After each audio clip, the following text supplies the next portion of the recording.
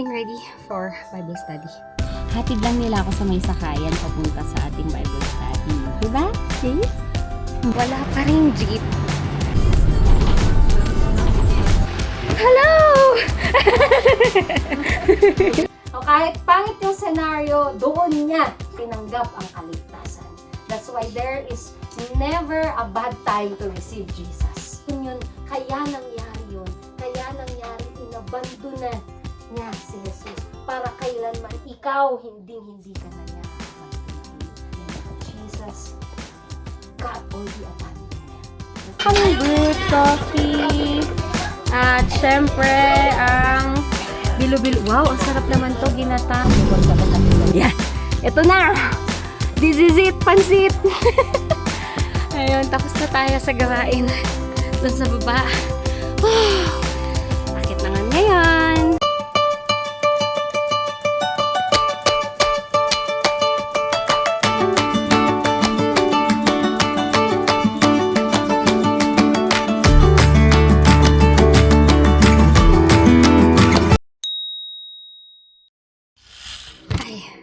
Getting ready for Bible study.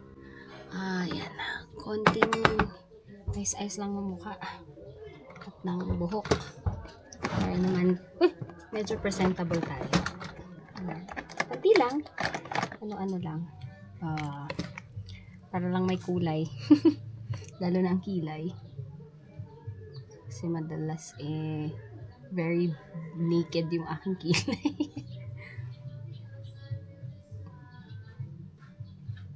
So, pupunta tayo ngayon sa Aurora Hill. Ayan.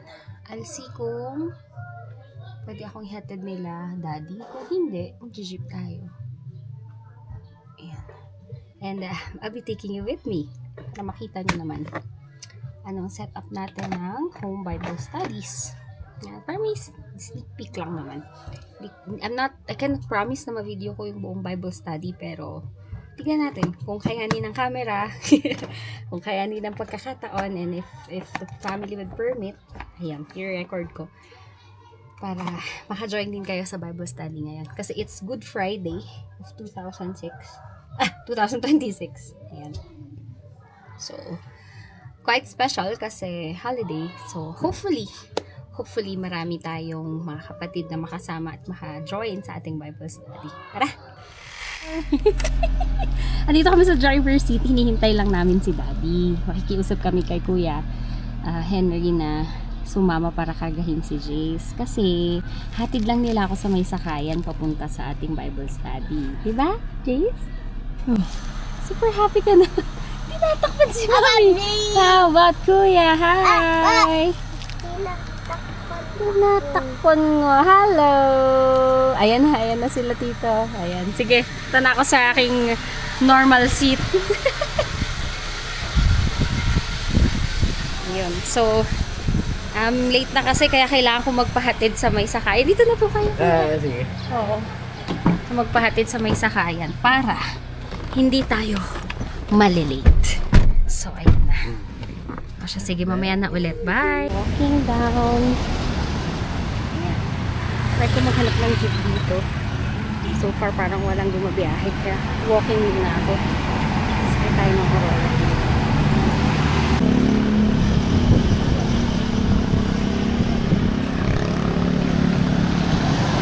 Familiar ba kayo sa area nito? Grabe! Nakaabot na ako dito sa dito sa mailikod ng Bonifacio. Wala pa rin jeep. So lakad mode tayo ngayon. Hintay, baka sakaling may dumang jeep. Ayan o, kasi Good Friday ngayon as in yung Holy Friday or Good Friday. So siguro maraming hindi bumiyahe. Ayan o. Init, buti na lang meron ako sombrero, wala nga lang akong pakayong. Talagang aabot na ako sa SLU. Nandito na ako sa Milan Peso. Notre Dame. Ayun. So, nakarating na ako dito sa Lopez Haina. Sumakay ako ng taxi dun sa corner ng Remando. Hello! Ay, nako, pasensya na kayo. Wala akong masakyang jeep. So, nangyari, naglakad ako, sumakay akong trangkabil, tapos sumakay akong taxi. Yan. So, doing home Bible studies here in Baguio is our way of discipling the new converts. Lalong-lalo na po yung mga convert or kaka-reach out natin, kakatanggap nila kay Jesus as their Savior and Lord. Ngayon, fina-follow up namin sila by going back to their homes, tapos paulit-ulit lang po namin na tinuturuan sila ng Bible, around 20 to 30 minute Bible study once a week, tapos praying and hoping na sila ay maka-attend din sa church. So yung mga tao pong makikita nyo dito ay hindi pa namin nakakasama sa loob ng church. But we are praying that when they get encouraged and when they encounter Jesus and the truth, talaga namang din sila, ma-encourage din silang maging members ng ating church or the body of Christ. Ayan. So, papunta kami ngayon at yung makikita yung mga tao dito, although hindi namin intentionally pinapakita yung faces nila, pero ayan sila. Hindi pa sila nakaka-try umattend ng ating church. Also dito, kwentuhan muna, establishing relationship muna kami sa start ng Bible study. Hindi agad study, so kwentuhan muna. Ay ready? Ready na po? Yes po. Anong araw po ngayon? Monday. Friday. Ito naman. Friday, at pagtitignan niyo po ang ating kalendaryo. Anong tawag sa Friday na to? April 4. Holy Week. Today is April 4, correct? Yun yung date? But what do you call this day in particular? It is? Good Friday. Good Friday. Nice Friday. Nice Friday. Bakit siya tinawag na good? Ano? Paano ulit? Tyler. O nga, Tyler. Bakit, alam mo ba kung bakit tinawag na Good Friday ang Good Friday? Oh, sinabi ko sa'yo kanina nung nilipat mo yung TV. Oh, di ba? Ayan, sinabi na pala ni, Kasi? Kaya sa'yo. Sinabi ni teacher. Nilipat niya kasi bakit yung siya TV. Ba't siya Good Friday? Kasi, hindi siya nakinig sa akin. Sige pa, sinong may alam? Ikaw alam mo ba kung bakit Good tinawag na Friday? Good Friday yung holiday na to? Ay, alam ko. Alam mo na, sige. Bible study. Kasi Bible study, tama. Gusto ko yan. Gusto ko sagot yan. Meron pa, yung pinapanood Ano ba? natin kanina. Di ba nilipat mo? Ano yung pinapanood? Ano ba yung pinapanood kanina? About kanino? Kay Lord. Oh. Yes, kay Jesus, Lord Jesus, no? Asher, anong sa answer? Bakit tinawag na Good Friday yung Friday na to? Because, di ba sinabi mo? Why? Kasi... sige, tanongin na natin si Teacher Dea. Bakit tinawag na Good Friday ang Friday na to? Kasi it's all about Jesus, yung mga paghihirap niya, kung paano niya tayo sinave sa sanlibutan, parang gano'n. Correct, okay. So, ito po yung araw na kino-commemorate o inaalala na actually hindi lang ng Pilipino, hindi ng buong mundo, no? Kung yung sakripisyo ni Jesucristo. The sacrifice that Jesus did for you and me. Yeah? Kaya siya tinawag na Good Friday. Napaka, parang isipin mo, parang kabaliktaran, ano? Kasi sa araw na ito, pinapahirapan. Si Jesus, pinapahirapan siya, nagdudusa siya. Pero ba't tinawag na good? Masama naman nila, tinawag pa nilang good. Noong panahon na yon, hindi maganda tignan. No? Na sinasaktan, dumudugo, naghihirap si Jesus. Pero sa panahon ngayon, yung naging epekto, the effect of the sacrifice of Jesus was good for us. So actually, kaya siya tinawag na Good Friday, it was good for us, that Christ's sacrifice. Amen? Oo, kaya hindi lang, yes, good, walang pasok, ganyan. Good, double pay. Hindi lang ho yun. Kung hindi, yung pinakamalalim na dahilan na tinawag siyang Good Friday. So, our topic for today ay hindi ko po kukunin ng verse by verse, pero medyo magta-topical ako. At ang topic natin ay the 7 last words of Jesus. Kaya ako sinabing paborito ko to kasi very familiar ito sa mga lahat. Actually, most of the people are very aware of this message, no? Sa 7 last words. So, matanong ko kayo sa inyong stock knowledge or sa Sa naalala ni nanay, baka alam niyo po ba yung 7 last words ni Jesus bago siya malagutan ng hininga at mamatay sa krus? Sino may alam? Sige, kahit isa. O, bigyan niyo ako ng isa. Sinong... It is finished. Yan. Yan ang pinakamadali. I am thirsty. I am thirsty. Very good. Ano pa? Ano pa? Forgive them. Father, forgive them, for Forgive they do not them. know what they do. Okay, 3. Tapos, ano pa? Sige nga, sige nga. Yun lang alam ko. Sige, sige. Hindi yun. Hindi kasama yun sa 7 last. Oh, ano pa? May 3 na kayo. Isa na lang, panalo na kayo. 3 over 7. Sige, isip. Guess. Okay, try.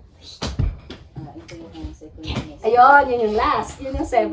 Yun yung time kinumit na niya. Oh, ano na kayo? 4 over 7 na, panalo na kayo. Tatlo pa. Try. Ano pa meron? 7 last words. Save us. Save us, kuya. SOS. Sige, Mar, dagdag ka pa isa. Baka Tapos na po yung haters na. tapos na. Tapos na rin yung into your hands. No, yun yung pinaka-last. Tapos na rin yung Father, forgive them for they do not know what they're yes. doing. We're gonna find. Tapos ano pa yung tatlo. Oh, Sige lang. no, she's not gonna. Hint. Hint. O sige, may word na paradise. Paradise. Ano sabi niya dun sa? Sino kinausap niya? Yeah, dun sa nakapako sa cross. Correct. Ano sabi niya dun? Konti na lang, buuhin niyo na lang. Lagyan niyo ng konting words, tas paradise.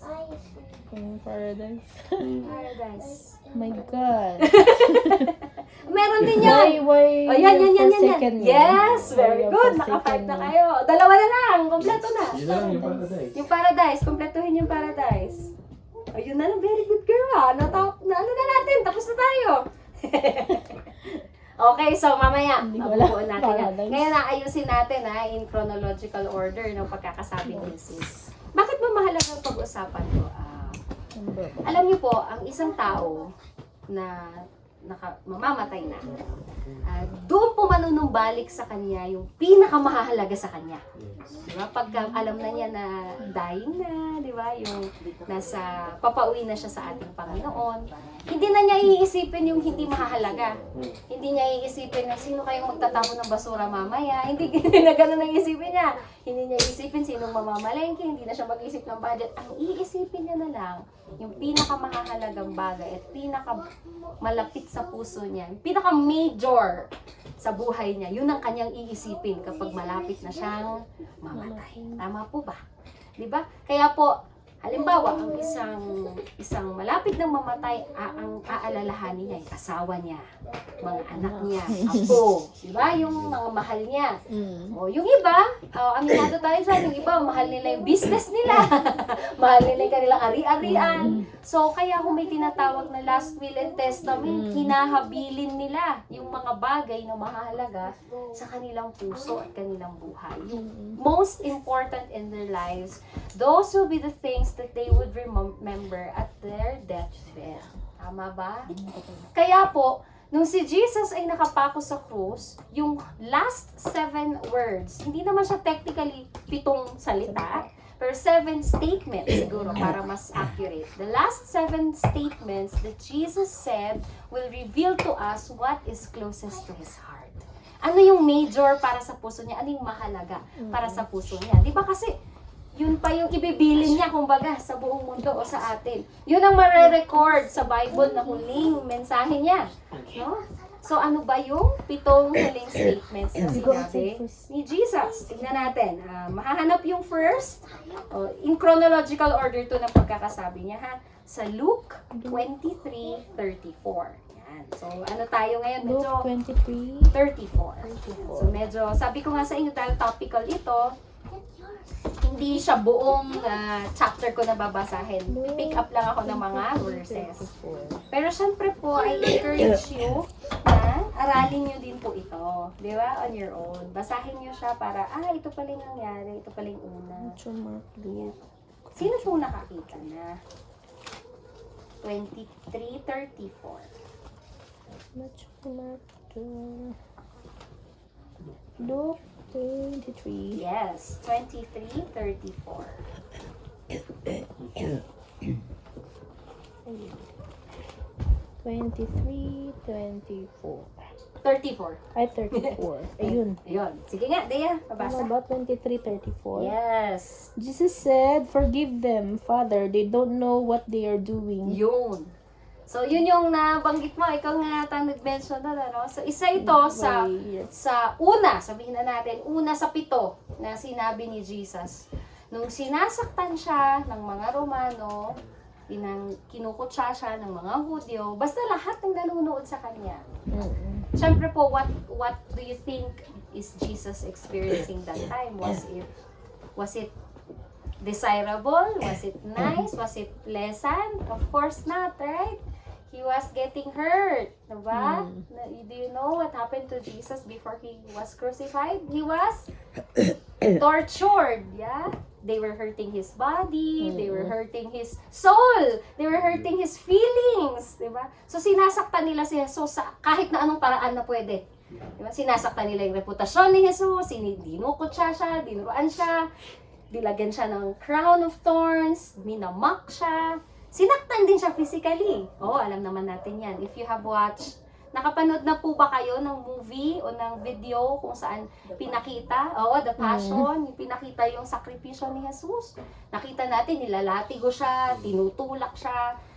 Makita natin talaga hanggang sa yung malapit na siya sa cross, grabe, 'di ba? Ang itsura niya, hindi mo na makita, hindi na siya mukhang tao. Talagang mutilate yung itsura niya. But of course, as it is written, none of his bones were broken. But his skin, his flesh was really torn. He was bleeding. Diba? Talagang head to toe. Masakit. Sa kasagsagan po ng sakit, ng pain, ayun. Dito in-exemplify sa atin ni Jesus kung paano siya magpatawad. Kung kailan siya grabing sinasaktan, kung kailan siya grabing kinukot siya, kung kailan diba? Yung peak, yung extreme pain. That was the time he forgave. And he prayed that the Father would forgive those who are hurting him. So sabi ko, wow, what an example. Amen? Diba? Napakahirap po. Alam mo, pag kayo po ay sinasaktan, what is the normal tendency of a person when he's hurt? Fight back, di ba? Defend. O kaya, bawian mo man lang. Apakan mo man lang, kahit man lang makakonti. Diba? Ganun po ang nature ng tao. Lumaban, dumepensa. Pero tulad ng isang maamong tupa, si Jesus, nung nandun na po siya sa point na ibibigay na niya ang buhay niya para sa ating kapatawaran, in-example niya kung paano rin magpatawad. Kung kailan siya mas lalong sinasaktan, Lord, forgive them. Pinapahiya, Lord, forgive them, for they do not know what they do. Patawarin niyo po sila. Hindi naman talaga nila alam ang kanilang ginagawa. Kung kailan pa siya sinasaktan, ino-offend, kung kailan siya niyuyurakan, nag-intercede pa siya para sa mga taong nananakit sa kanya. So, ganun po kalapit sa puso ng Lord. At ito ang inire-reveal ng first sa 7 last words is, number 1, this is the word of forgiveness. So, yan yung, sabihin na natin, isa sa 7 na pinakamalapit sa puso ni Jesus, ang kapatawaran. At yan din ang, alam ko po, marami sa atin na nahihirapan. Kung tayo man ay nasaktan dati, may masamang ginawa sa atin, minsan may mga taong nahihirapan magpatawad. Tama? They are holding a grudge against people. Hindi lang yung ngayon ha, minsan, dekada na. Diba? Napakatagal na panahon na, pero hindi ko siya mapapatawad. Alam niyo po si Jesus, dinaanan niya yung pinakamasasakit na betrayal, di ba? Betrayal of trust. Lahat, pati mga tagasunod niya nung time na yon. Iisa na lang natira, last man standing si John. Nawala yung 11. Hindi natin alam saan sila nagpunta. So, yan po, makikita natin, napakasakit yon sa parte ni Jesus. Pero sinabi niya, Lord, forgive them, for they do not know what they do. Nag-intercede pa siya. Pinag-pray niya pa yung welfare ng mga taong nananakit sa kanya. this is Jesus showing us that He is our intercessor. Siya ang namamagitan para sa atin. At minsan pag intercessor ka po, pag pinagpe-pray mo ang isang tao, hindi na mahalaga kung tanggap ka pa nila o hindi. Ang mahalaga, maitaas mo sila kay Lord. Lord, kayo na pong bahala sa kanila. Halimbawa, Dea, intercessor ka dito sa iyong place. Ikaw yung organizer ng ating Bible study. So kahit anong invite mo, ayaw nilang pumunta. Halimbawa, okay lang yun, ituloy mo yun. Kasi nakikita ng Lord ang labor mo. Tumatayo ka sa pagitan ng Panginoon at sila. Diba? Amen. Nag-intercede ka pa rin sa lagay na yun. Nag-intervene ka. So this word shows that salvation is offered freely and challenging us to forgive others because we are forgiven. Okay. Ready for number 2? Yes? Okay, let's move on. Number 2. Nasa Luke 23. Siyempre, nandiyan tayo sa Luke 23, di ba? Verse 43 naman. Okay. Verse 43. Again. Sige, Dea, ikaw na lang tagabasa ko kasi pa isa-isang verse lang naman eh. 43. 43. Okay. Luke. 23, 43. It's the same chapter. Ay, Sa baba. 23 pa ba? Nalagyan ng bongga. Okay lang. 23:43. Yes. Jesus said to him, I promise you that today you will be in paradise with me. Wow. Ito isa sa mga positive, no? So, kanina medyo mabigat, no? Parang medyo mega kasi ang sakit eh, na pinagdadaanan ni Jesus. This time, ito namang statement na to, ay hindi niya sinabi towards God. Sinabi naman niya to towards a person. Okay? At kung familiar kayo, kung nabasa niyo na tong segment na to ng Bible, alam natin na ang kausap niya dito ay si... Ano pangalan niya? B. Sino makakasagot? B ang pangalan niya. Barabas. Yun! Si Barabas. Tama. Ayan, so yun. So si Barabas naman yun, no? Siya ay isang magnanakaw na isinasabay sa sentensya ni Jesus. So, kung mapapansin niyo, may mga picture po ng cross. 3 yung cross, di ba? 3. Nasa gitna si Jesus. Oo. Isa sa kanyang katabi, si Barabas. At siya ay isang magnanakaw. Asher, you go outside. Outside. Ngayon, dalawa silang katabi ni Jesus. Yung isa may kasalanan din. Siyempre, hindi naman ipaparusahan ng ganun kung walang kasalanan. Except kay Jesus. So, yung katabi niya, dalawang may kasalanan. Pero si Barabas ay unique at dahil, kumbaga, nagmakaawa siya. Nagkaroon siya bigla ng pagsisisi. Sabihin na nating last minute na pagsisisi. Malapit na silang malapitan ng hininga nun kasi we were already facing the brink of death. But, nakita niya, na-witnessan niya na ito pala, pwede pala akong makakatagpo ng kapatawaran. So, during that time, while he was already facing the consequence of his action, he repented. Doon siya on the spot nagrepent. On the spot, sabi niya, Lord, maawa po kayo sa akin. Huwag niyo po akong kakalimutan. Diba? Have mercy on me, kumbaga. Pinaparaphrase ko na lang po, just to exhort on it. Ngayon, nakita ni Jesus, hindi niya tinignan yung kahihiyan. Hindi niya tinignan na, ngayon pa kita patatawarin, pinaparusahan ka na nga ng lahat. Lantad na yung kapalpakan mo. Diba? Hindi niya po tinitignan kung gaano yung kalaki yung kapalpakan nating mga tao. Dito pinakita ng statement na to that Jesus forgives, yung una kanina, and saves. That's why number 2, the second of the 7 last words is the word of salvation. Okay. So sabi niya, today you will be with me in paradise. Hindi siya nangako ng false assurance. Na sabi niya, okay, palalayaan kita dito, bababa ka ng cross, okay. Hindi, nandun na sila, papasok na sila sa kamatayan. Pero ang napakagandang pangako na tinanggap ni Barabas dahil siya ay nagpakumbaba, siya ay nagsisi, kinilala siya ng Panginoon at pinangako ng Panginoon, sige, makakasama mo ako sa paraiso. Ngayon, sa araw din ito. O, hindi ko sinabing minutong yon o segundong yon, pero sa araw na yon, no? Diniklara ni Jesus. At alam ko, kahit ano kahihiyan, pagdurusa, sakit na nararamdaman ni Barabas nung time na yon, alam ko nagkaroon ng katahimikan ng kanyang soul at kanyang isip na parang, ay, salamat. No? That is God's, the mission of Jesus, kaya siya naparito para tayo ibigyan ng kaligtasan.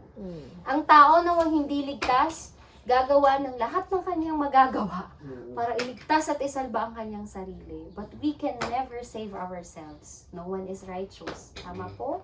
Wala pong karapat-dapat sa atin.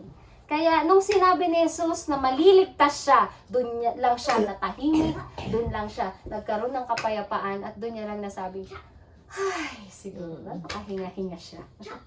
O kahit pangit yung senaryo, doon niya tinanggap ang kaligtasan. That's why there is never a bad time to receive Jesus. Ay, hindi ngayon, busy ngayon, Pastora. May lulutuin pa ako, may gagawin pa ako. Hindi, tanggapin mo si Jesus. Walang bad timing sa pagtanggap kay Jesus. Sabihin ko, talk about bad timing. Si Barabas nga nakahubad, kahihiyan doon. Pamamatay na, papatayin na. Doon niya tinanggap si Jesus. Sinong may mas bad timing sa atin? Walang bad timing. Hanggat humihinga ang isang human being, pwede siyang magsisi. At pwede niyang tanggapin si Jesus sa kanyang puso. Amen. Kaya, thank you Lord. Buti na lang. No? Tayo, hindi na tayo inabutan nung malapit na sa kamatayan, tsaka lang natin tinanggap si Jesus. No? What grace and what mercy we have received. Number 3. Okay lang? Proceed na? Okay lang po ba? Okay, ngayon, pupunta naman tayo sa John. Okay? Kasi mas well elaborated ito ng John. Hindi nyo nakuha ito yung word na hindi nyo na hit kanina. Ito yung pang 7th na hindi nyo mahanap-hanap kanina. John 19, 26 to 27. Again, John 19, 26 to 27. Yun. Medyo mahirap explain tong part na to eh. Pero gusto ko din ito. John 19. Yes. Ikaw ang magbabasa teacher. Teacher and reader. Naging teacher tayo ngayon. 26 to 27. Para mamarkahan mo dito. Jesus saw his mother. Ay, tama po ba ito? Correct. Jesus saw his mother and the disciple he loved standing there. So he said to his mother, "He is your son." Then he said to the disciple, "She is your mother." From that time, the disciple took her to live in his home. Okay. Eto, speaking of habilin, di ba? Habilin to ni Jesus eh. Ito, pangatlo to. Isa ito sa pinaka bukod tanging habilin ni Jesus. Very specific itong habilin niya. Hinabilin niya po ang kanyang earthly mother na si Mary sa kanyang disciple na si John. Sabi niya, "Woman, behold your son," and John, "Behold your mother." Sabi niya. Kumbaga, siguro sa lingwahe na lang natin kasi napakalalim ng kanilang pagsasalita noon. Masyadong behold, may ganun pa, no? So tayo siguro parang ito, simplehan na lang natin, o parang, John, bahala ka na kay mama. Parang ganun ba? Ibinilin niya ang kanyang ina sa kanyang malapit na tagasunod na si John. Okay. So sa mga iba yung kanilang tanggap dito na, ano kaya yun? But this just shows us the love that Jesus has for family. Okay? Na hindi niya pa rin pinababayaan ang kanyang pamilya. Ang pinili na instrumento ng Diyos na mag-alaga sa kanya. Diba? Si Maria po ay instrumento lamang ng Panginoon. While she was chosen to be the mother of Jesus, hindi po si Mary ang lumikha kay Jesus. Kaya hindi po Diyos si Mary. Hindi po dapat sinasamba si Mary. Siya lamang ay instrumento. Diba? So, dinaluyan. Siya ang piniling physical body kung saan magbubuntis at magiging flesh si Jesus, pero hindi po nanggaling si Jesus kay Mary. Okay? Marami po ngayong nagtuturo that Mary is the mother of God. Okay? Wala pong mother ang God. Okay? Kasi kung may mother ang God, edi yung mother ang God. Di ba? Kasi may gumawa sa God. Hindi po pwede. Mary was the mother of Jesus, correct? Yes. But, She was never a creator or progenitor o hindi siya yung nagsimula ng pagka-Diyos ni Jesus. Diyos na si Jesus bago pa siya ipinanganak. Okay? So, ngayon po, si Maria, ipinagkatiwala ni Jesus kay John. This shows, gusto ko lang basahin yung notes ko dito para loud and clear. This shows that Jesus was demonstrating profound love for humanity and family. It highlights that true spirituality cares for people placed in our lives. Okay? Hindi po pwedeng sabihin natin na sobrang spiritual ka na wala ka nang pakialam sa ibang tao. Ako nakakarinig ako kay Lord. 'Di ba? Na nararamdaman ko si Holy Spirit. Wala kayo dyan, bahala kayo sa buhay niyo. Hindi ko ganon.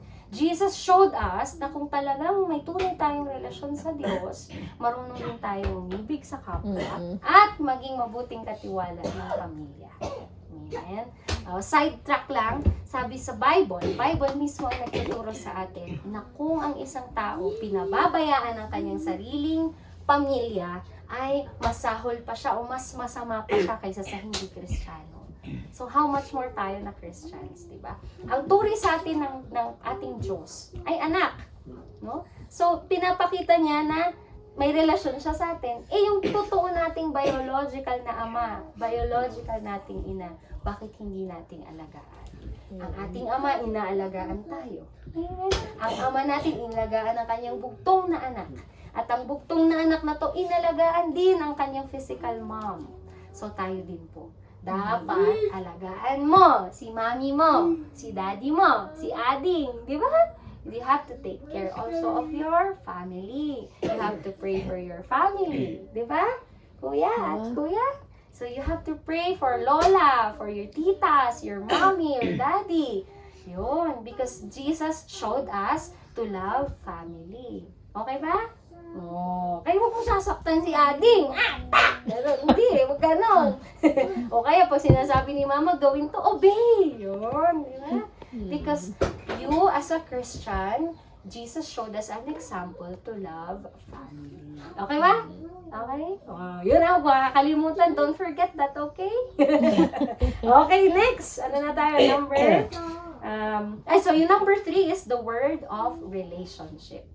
So, because Jesus values relationship. Alright, number 4. Okay ba?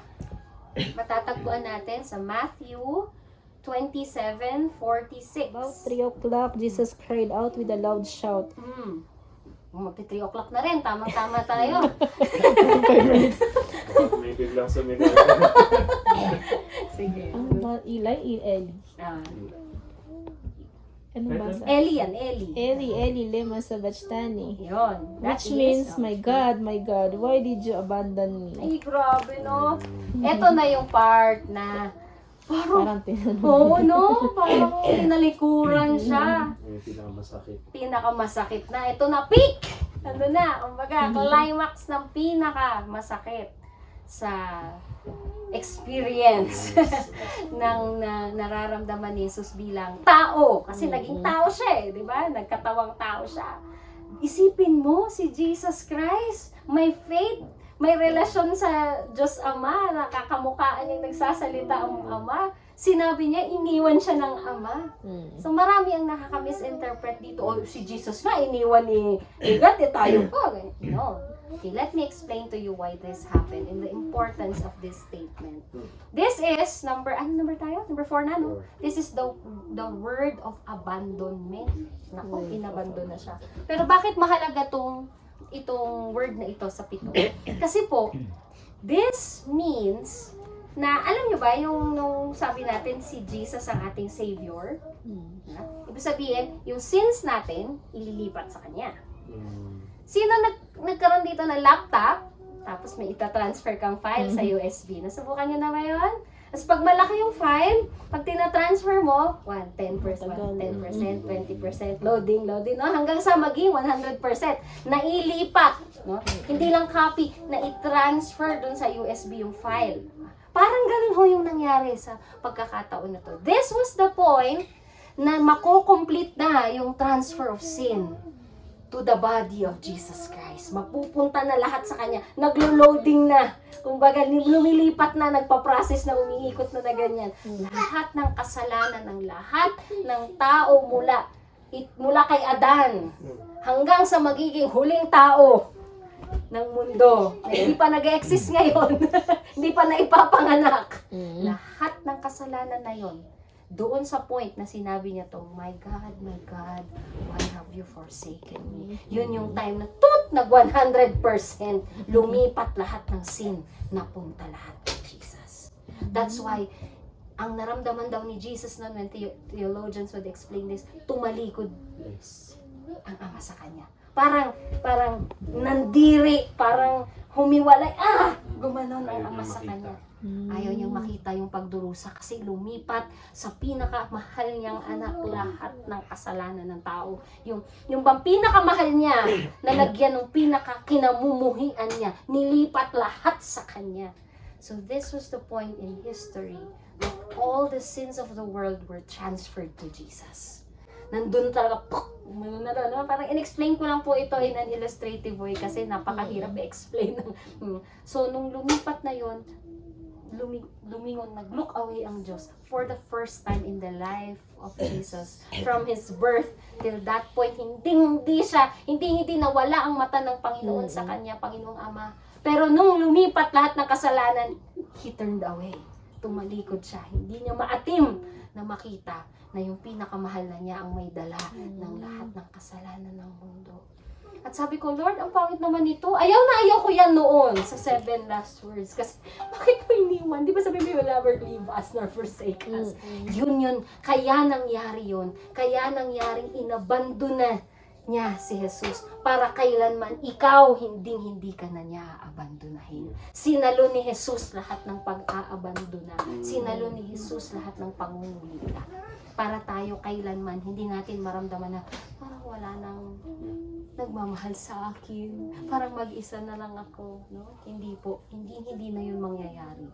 Dahil that point in time in history, Jesus got all the abandonment that any person could ever feel. Kaya yung mga depressed, yung mga malulungkot, may mga mental health problems, napakiramdam nila, wala na silang pag-asa, hopeless, helpless na sila. Well, this word is the truth that hindi naman talaga tayo alone and we will never be alone. Naandyan lang si God, closer than we think. Lagi lang nating iniisip na wala siya dyan, pero nandyan siya. Hindi niya na tayo iiwan dahil ang pang-iiwan sinalo na ni Jesus. Siya na lang, sige na, sabi niya, okay fine, hindi na kayo maaabandon na kailanman, ako na lang ang aabandonahin. So, nung na-receive ko to, at na-explain sa akin ng Panginoon na important pala yung word na yun, my God, why have you forsaken me? Because this happened to our Savior so that we will never be forsaken anymore. Diba? Ganda. So, yan, isa yan sa mga, yung dating pinakaayaw ko. Ngayon, isa na sa favorite ko. Oh, ano, Lord, inabandona mo si Jesus para ako hindi na maabandon. Lapit na po, number 5. John, balik tayo sa John, ha? Pa-jump ako kasi po kinukuha ko lang yung specific verse. Okay. Pag po kasi babasahin natin yung buong chapter 9, sobrang haba po. Opo. So, John chapter 19, verse 30. Ay, sorry, 28 muna pala. 1928. 1928. Oo. Kita mo na. 1928. Uwi na ng Starbucks si Lord. 1928. Ayan. Pakapi ka naman dyan. Sige, pabasa naman. Jesus knew that by now everything had been completed, and in order to make the scripture come true, he said, I am thirsty. Yun. Sabi niya, actually, in-explain na kung ba't niya sinabi na in order to make the scripture completed. Upang maganap ang propesiya. So that what has been prophesied, what has been predicted before will really happen. Sinabi niya yung statement na yun. I am thirsty or I thirst sa ibang translation. Now, talaga bang kailangan pa yun? Ano relevance nun sa atin? Bakit, anong pakialam natin kung nauuhaw si Jesus, nadidihay. Talagang nag-hemorrhage na nga siya, dumudugo na nga siya at lahat. Ang nireklamo niya pa yung uhaw niya. Well, this is the expression of Jesus's need and suffering. Okay? May pangangailangan siya bilang tao. At kinailangan niya ng tubig during that time. Beyond the physical thirst, this symbolizes His longing for us to come to know and love Him, demonstrating His love for humanity. Ang pong kinauuhawan niya ay hindi lang tubig. Yes. Ang kinauuhawan niya ay ang pag-ibig ng kanyang mga nilikha. For the first time, in scripture, alam niyo po, sa Bible, from start to end, wala kang makikita na may pangangailangan ng Diyos. Wala sinabi doon, God needed to eat, God needed to drink, God needed to sleep. Wala! Because God is self-sufficient. Sufficiente siya sa sarili niya. Pero bakit ito si Jesus, sinabi niya, I thirst. I thirst for my people to love me. I thirst for you, for your love. Bakit nag-thirst si Jesus? It shows us that Jesus is completely human. Tao siya. Pero siya ang bukod tanging tao na ang nais hindi maligtas, hindi maging safe, hindi umaman, hindi maging successful. Ang gusto niya lang maligtas. That was what he was thirsting for. No? So, kung tayo minsan nararamdaman natin na parang dry. Parang dry natin, na tayo na natin magpatuloy. Even the Son of God thirst. Hindi kasalanan ng mauhaw. Yun ang sasabihin ko sa inyo. Hindi kasalanan, uuhaw ako. Yun nga si napag-usapan natin, di ba? Si Sister Edsel. Umattend siya doon. Sabi ko, nauuhaw yun. Nagugutom yun, kaya siya nag-attend. It's not a bad thing. At least, nakarinig siya ng word, naka-experience siya ng love ng Lord. Actually, good sign yun na buhay ka pa spiritually pag nauuhaw ka pa. Diba? Ang taong patay, hindi mauuhaw. Tama. Pag bangkay ka na, hindi ka na mauuhaw. It also shows that Jesus still has life this time. No? May buhay pa siya. So, implication to our lives. There are moments of our thirst as well. Okay? And it doesn't mean that we are dead. Parang parang dry-dry ka ngayon. Hindi ka lang dry, uhaw ka. Attend ka na. Diba? Pray ka. Read your Bible. Drink up. Drink up the presence. Okay? So, malapit na ako. Tapusin natin. Yun is the word of distress. Okay? Yung number 5 natin. The word of distress. Okay. Number 6. Ito na. Ito naman yung isa din sa favorite ko. Pero ito yung unang-una kong favorite. Okay? Kasi sa lahat ng ito lang yata yung pangalawang positive. Okay? Sabi ng John 19:30, ilista mo na lang, Dea, ha? Tutuloy-tuloyin ko na. Kasi ang kasulat lang dito, it is finished. Di ba? Tapos, nalpasan. Ganun. Sabi ni Jesus, tapos na. Okay? So, yung word na tetelestai, hindi lang talaga siya literal na it is finished, o kaya finished, o kaya nalpas. Ganun. Ang ibig po sabihin talaga ng tetelestai, sa salita kung saan siya hinango, yung lengguwahe mismo ni Jesus. That means fully paid. Okay? Nasubukan niyo na ba magkaroon ng balance siguro sa school, sa tuition, o sa mga bayarin natin, di ba? Ang sarap ng pakiramdam pagka yung balance, lagay doon, fully paid.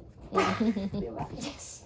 Wala na akong utang, di ba? Wala na akong bayarin. Wala na, tapos na lahat. Malaya na ako. Nung sinabi ni Jesus na tapos na, yun ang ibig niya sabihin. Tapos na ang pagbabayad sa ating kasalanan. Okay? Actually, it implies, yung pong tetelestai na word na yun, yung it is finished, yun yung declaration ng mga Romano na lahat ng buwis, bayad na, wala ka ng obligasyon na bayaran pa. You are a free person. Wala ka ng atraso sa BIR. Ganon. Wala nang kokolektahin sa'yo. At nung sinabi yun ni Jesus, siya yung nag-declare nun sa buhay natin. Anak! Ano pa yung atraso mo sa demonyo na gusto niyang singilin sa'yo?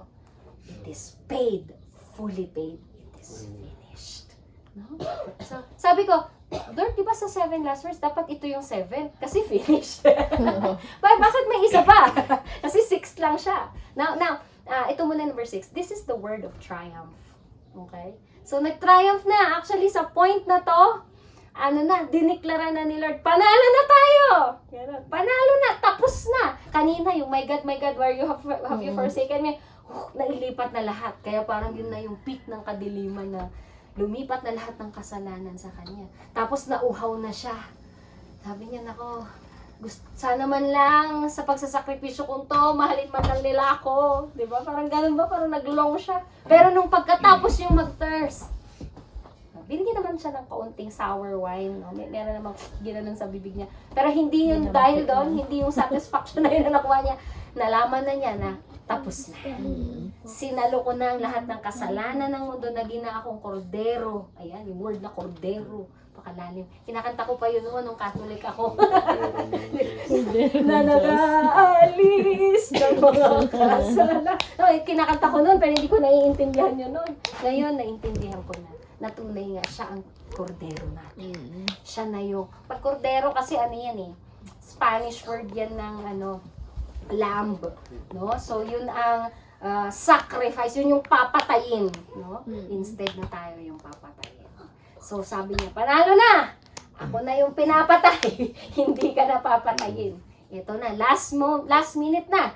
So that was the word of triumph at bago siya umexit, bago niya isara at talagang complete tapusin ang 7 last words. Ito na, number 7. Ano yung number 7? Sabi niya, Luke 23:46, sabi niya, Father, into your hands I commit my spirit. So yung pinakauna, Father, forgive them. Kausap niya si Lord. Sa lahat ng dumaan, yung pinakahuli, kinausap niya ulit ang Ama. Eh di ba kanina, finorsake siya ni Lord? Ba't ngayon? Bakit tumawag ulit siya sa Ama? Ibig sabihin, finish na. Yun na nga nasabi niya. Finish na. Hindi na galitan, Lord. No? Na-settle na, nabayaran na. Na-absuelto na kayo. Kaya sabi niya, Father, usap na tayo ulit.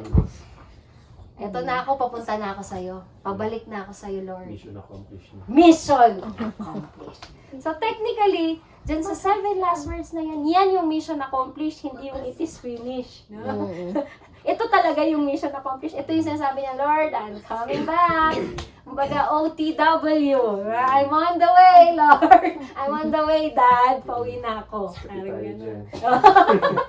Diba? Boarding na ako. Papunta na siya. Pabalik na siya. Sabi niya dito. Jesus is concluded that He willfully surrendered His life to the Father. Take note po, Hindi po sinabi ng Bible at nalagutan ng hininga si Jesus. Hindi. At namatay si Jesus. At bigla na lang siyang naubusan ng dugo. Hindi. Sabi dyan, kaya namatay si Jesus dahil ibinigay niya ang kanyang buhay sa Ama. Willfully. Yes, amen. Siya ang nagbigay ng buhay niya sa Ama. Hindi siya pinatay ng demonyo, hindi siya pinatay ng tao, hindi nga siya pinatay ng Ama. Siya ang nagbigay ng kanyang spirito sa Ama. No?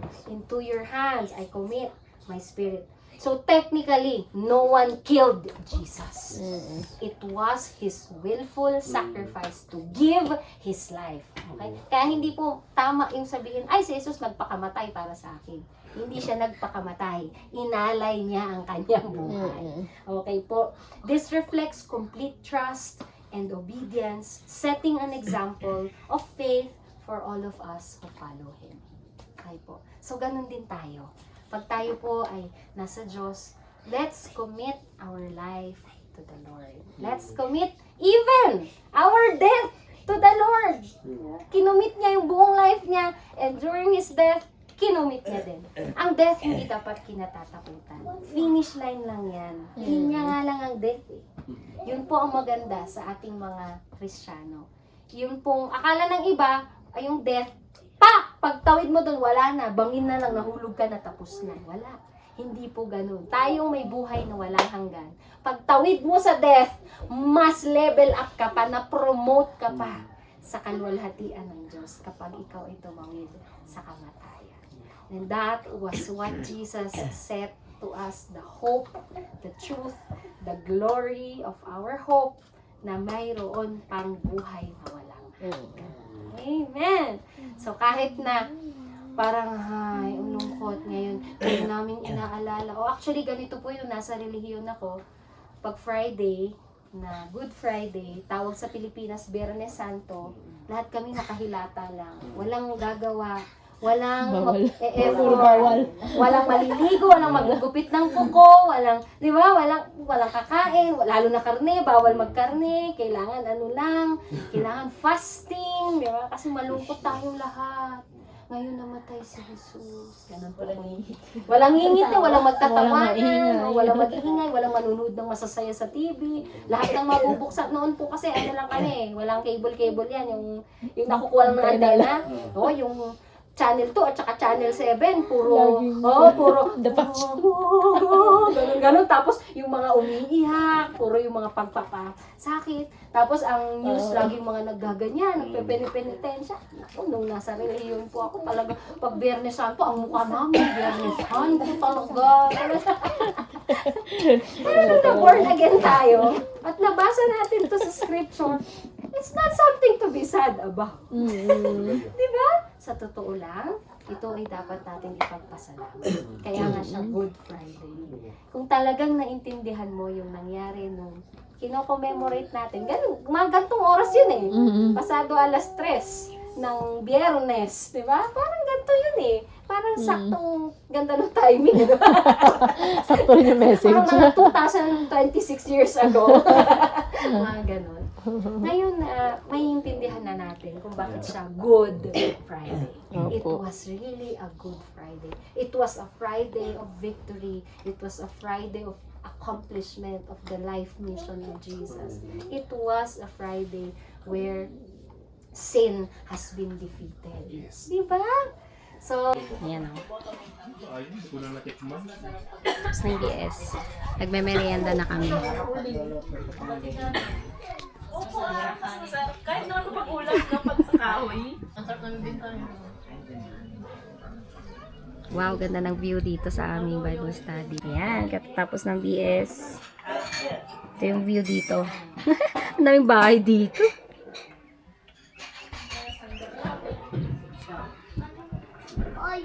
Oy, mag-grade 6 na din. May merienda na kami. Thank you for preparing. Ay, ito na po. Ito po. Ang ganda pala ng bahay pag gantong angle, ano? Oo. Kasi pag gano'n na nakikita ko, ang ganda pala pag ganyan. Wow, meron kami good coffee. At syempre, ang bilo-bilo. Wow, ang sarap naman to, ginatang. Ayan, tapos na yung Bible study. Ito, nag-agree kami ng kasama kong mga manggagawa na mag-visit na rin. Puntahan na rin namin yung isa pang family. Nasa kabilang bundok yun, pero since we are together, sabi namin at may oras pa, maliwanag pa naman, we decided to go to another mountain, isang mataas at matarik na naman, just to reach another family that we are trying to win over. Nakakapagod. Ang steep nito. Mga ilang degrees kaya to? Mga ano, ilang degrees to pataas. Diba? Mga ano, mga 40 degrees. 45. Aray ko. Hindi naman nasugat. Sumabit lang. Hindi rin sure kung nandiyan si Marso ngayon. Sige, sana nandun. Anyway, kung wala, kahit si Berlin na, pa-follow up natin. Oo. Magandang ano din yun, tutukan para... Ayan ang taso. Doon pa tayo sa ilaw na yun pupunta.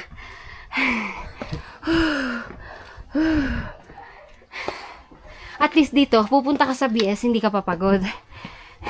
Di ba? Pauwi na lang. Legit na nakakahingal. Walang biro. Kahit nag-cardio ka na dito, nag-workout ka na. O, diba? Spiritually fit ka na, physically fit ka pa dapat. Hallelujah! Matas talaga siya, mga kapatid. Ayan, no. Ano na sila? nagpahuli ako para maka-video ako. Ayun. So, pababa. Tapos kanina, ayun, babalik. Bakit naman? At least hindi tayo pagod na nag-Bible study. Pagod lang tayong umuwi. Sama tayo ulit. Isang malalim na naman ang pupuntahan natin. Sa kabilang bundok tayo. Sa pingit naman. Ayan, nandito kami sa bundok na Aurora Hill. Pero ang lugar na to, Lopez Haina na. Buhay Baguio. Kaya mga tunay na Baguio girls, hindi maninipis ang mga legs. Hindi sexy legs. Mga ano kami, muscular legs. Mga Amazona kami. Thank you, Lord. Ayan, maaga kami natapos kasi maaga kami nagsimula. Humihingal pa rin ako kahit nasa main road na ako. Nakahingal pag nagsasalita eh. O, diba? Ang liit. Ang cute naman. Pupunta lahat sa Boundary. Lahat sa So, boundary. hanapin ko sa hindi ka naman. 6,000. Yung magkakaroon natin ang mga tayo. Marami. Ano ito yung kwatang tanong mo? Diesel, 130. 140, 142. Hindi ko ako yung stamp man niya. Guys, So, Republic card. ay, kanyami lang jay total nga jay, piso-piso lang. No, jay 19 liters, bilo nga nasa sarpo adi. Kumano lang dito, no, kumalabasan na, so nang itinay-tinis. Ngayon man ito yung na utang ko. 9 liters below adi, diri kadarami. Kababaan jay 15 liters kung masasar 12 bars. Ilang sanyoras ka na ito. Nandito daw kami sa Mount Makiling. We're on the top of the world. Nasa Sierra Madre kami. Hindi ko masyadong mapakita sa inyo. Lakas ng hangin. Ayan. So, nasa kabilang bundok na kami ngayon, mga kapatid. Bundok-bundok din dito. Syudad, pero bundok pa rin. Sementado lang na bundok. At maraming mina. Tawag namin sa mga ganyan, gold. Yung mga, Mga small, ano, small hindi, scale ang tawag doon, ano to eh, ang tawag doon yung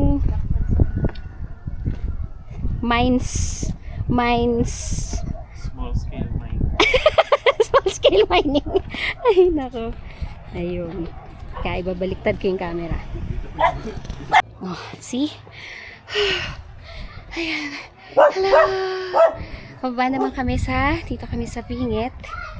It's, anong oras na? 4:30. Tamang-tama kasi nakauwi na akong mga galing sa trabaho. Ay, yung iba parating pa lang. So, magandang time din mag-Bible study ng ganito. Tapos nila sa work. Ayan. Yun lang, pabalik na naman dito. Paakit ulit kasi palalim dun sa dulo-dulo na bundok. Dulo pa ng bundok kami pupunta. Medyo steep. Tingnan nyo. See? Ayan. Doon pa kami. May view na. Layo na ni Mar. Ganda ng view. Ano yan? Siguro yun Quezon Hill yun. Siguro. Hindi ko lang sure. Pero baka. Ang cute lang dito. Kung nasa isang barangay ka, isang hill, makikita mo yung ibang hill. So, minsan naituturo ko from other barangay kung saan ako nagbabias. So, yung bahay na yun, yung blue. So, mas maganda pag ganito. Magkakarota. Yung mga nasa same district or nasa medyo pare-parehong area, sila yung magkakaschedule, magkakaaraw. Para tipid din sa pamasahe. Tsaka sa effort. Ayun, nandun na si Mar. Nauna na siya. Cardio talaga to, cardio. Tapos may creek na naman. Sabi ko sa inyo eh, basta may pababang ganito, may creek eh. Doon nakapark masasakit. Ayan, dito kami mag-BBS. Bye-bye muna. Ayan, ito po yung tinatawag nating maximizing every space. Yun sa Baguio, tignan mo oh. kung lahat ng singit ng bundok, basta may lupa, yan, may magtatayo dyan. Siguro, di ba? Walang papalampasin na lugar. So, if you're from Baguio, sige nga, guess nyo nga kung nasan kami. Yan. Ito na! This is it, pansit! Ayun, tapos na tayo sa gawain. Doon sa baba. Akit na nga ngayon. O, diba? Medyo mabilis lang tayo. Magpa-5 pa lang. So, makaka-uwi on time si mami. Gutom na ang aking ibe-breastfeed. Ilang oras din yon. Pwede si Zion din. Ito, oh. Ang laki ng cactus. Grabe, pati pala yung ano niya. Yung stem niya. Ano ba ito? Yung trunk niya. Ang daming tusok. Laki. Grabe. Sobrang laki. Para siyang puno ng cactus. May ganun pala. Puno ng cactus. Ang laki. In fairness. Ayan, medyo nasa tuktok na tayo. Thank you, Lord. Tagumpay na naman. Salamat sa pagsama ngayon. So, may isa tayong Bible study ngayon. Isang visitation. Tapos kanina, nag-evangelism. Kaya lang evangelism, hindi ko na video. Kasi, pinahinga ko muna yung mga bagets. Konti na lang. O, diba? Damang-dama nyo yung hingal ko. Okay. So, mag-jeep na kami. Praying na hindi kami mahirapan sumakay ngayon. Kasi konti na lang ang bumabiyahe. Dahil mahal ang diesel. Sige, against the light na. Mamaya na ulit. Alright, so that's it for today's hayo. Sana po ay na-inspire kayo din na humayo din dyan kung nasaan man kayo. Share the gospel, disciple some, do Bible studies, and just do your part in the Great Commission. If you would like us to visit you, if you're here in Baguio, just let me know. Message lang po kayo or private message me here. And we are willing to conduct Bible studies or train you. Feel free to contact us and see you on our next vlog. God bless!